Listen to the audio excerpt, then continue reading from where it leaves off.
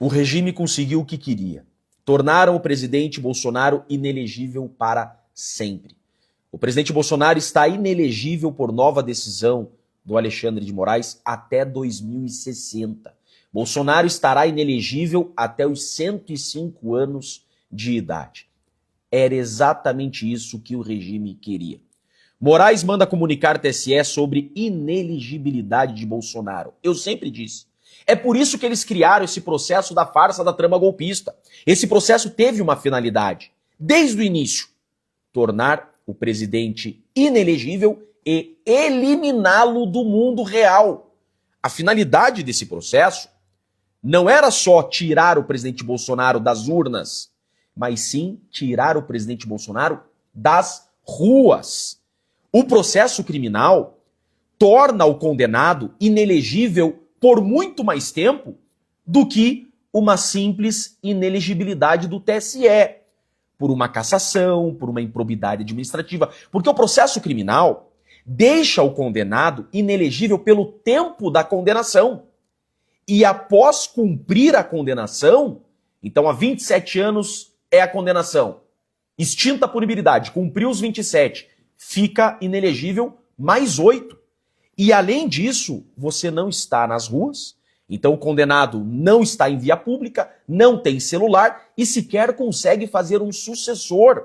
Então a melhor forma de você eliminar o seu opositor político é por meio do processo criminal. É assim que as ditaduras modernas estão fazendo. Você dar um tiro na cabeça do teu opositor político é muito caro politicamente. E tentaram matar o presidente Bolsonaro com uma facada em 2018. Não conseguiram. Criaram, então, um processo criminal. É aquilo que se chama lawfare. Ou seja, o que é lawfare? É você utilizar do processo criminal para eliminar o seu opositor político. Foi exatamente isso que fizeram e conseguiram. Agora o presidente Bolsonaro não está nas ruas, não tem celular, está incomunicável e não estará nas urnas por essa decisão em 2026, não conseguindo até mesmo fazer um sucessor. O regime conseguiu o que queria. Tá, mas você se pergunta, não tem mais o que fazer? Tem. Tem uma última chance jurídica agora. Juridicamente, só existe mais uma chance: revisão criminal. A revisão criminal é uma ação que visa pedir a anulação do processo quando houver algum vício processual, que temos vários, né? Nulidades, temos a dar com o rodo aqui. E também havendo uma prova nova. A única chance agora, gente, juridicamente falando, do presidente Bolsonaro é uma revisão criminal. A última chance. A revisão criminal, segundo o regimento interno do STF, ela é julgada pelo plenário. Só que o relator é da segunda turma. Então, ingressando a defesa com uma revisão criminal contra uma decisão da primeira turma, o relator será da segunda turma, por sorteio. Havendo uma relatoria, a revisão criminal é julgada pelo plenário. É a única chance jurídica do presidente Bolsonaro. Ganhando a revisão criminal, maravilha, anulou o processo. O legal da revisão criminal é que cabe liminar. Então, por exemplo, se cai para um bom relator e o relator tem coragem de peitar o sistema e o regime, ele pode dar uma liminar suspendendo os efeitos da condenação. Dando essa liminar, suspendendo os efeitos da condenação, o presidente Bolsonaro é colocado imediatamente em liberdade, porque todos os efeitos da condenação e do trânsito em julgado são suspensos, tá? Pela liminar. Agora, negando a liminar, a revisão criminal corre normalmente até o julgamento pelo plenário. Ganhando a revisão criminal, assunto superado, acabou a farsa da trama golpista, anula todo o processo. Perdendo a revisão criminal, não há mais recurso, não há mais o que fazer juridicamente. Por isso eu digo, a princípio, olhando com os olhos da racionalidade, a única chance do presidente Bolsonaro seria realmente a anistia. Então, juridicamente, nós temos ainda a possibilidade da revisão criminal, com certeza a defesa do presidente fará. Não dando certo a revisão criminal, só resta a anistia.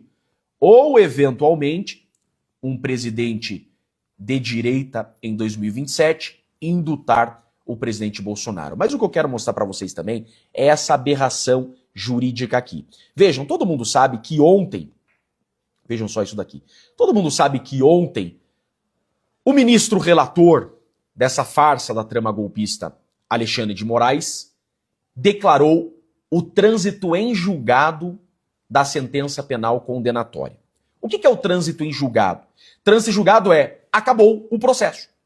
A gente chama o fim do processo de trânsito em julgado. Não cabe mais recursos, então não cabem mais recursos. Transita em julgado o processo. Significa inicia a execução de pena. Tá?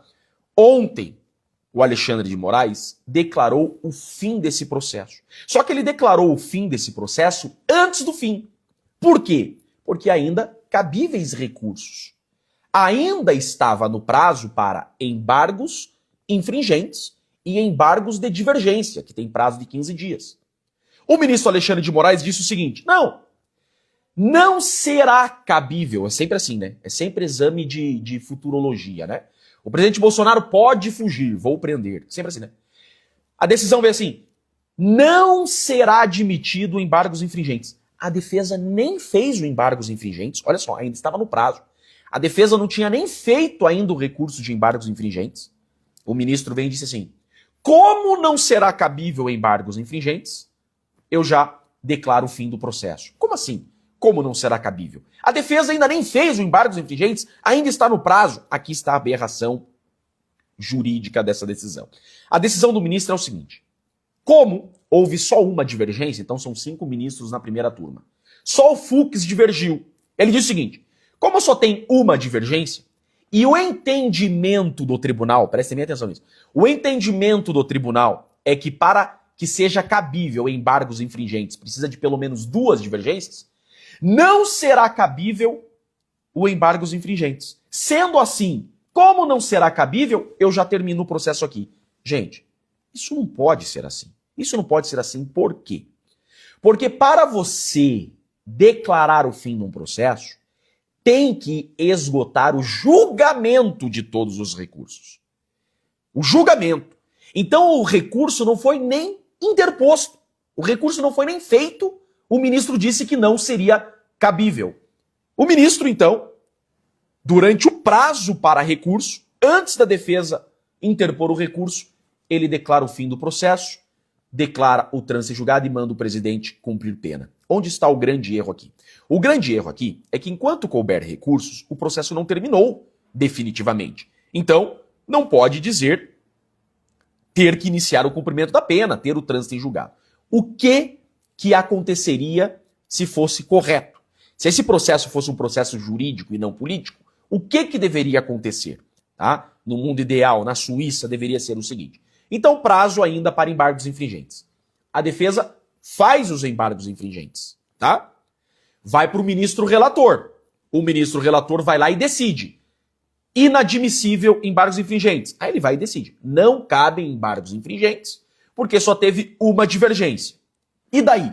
E daí que dessa decisão do ministro, cabe ainda mais um recurso para o plenário, que se chama agravo regimental. Ou seja, não era cabível só o embargos infringentes.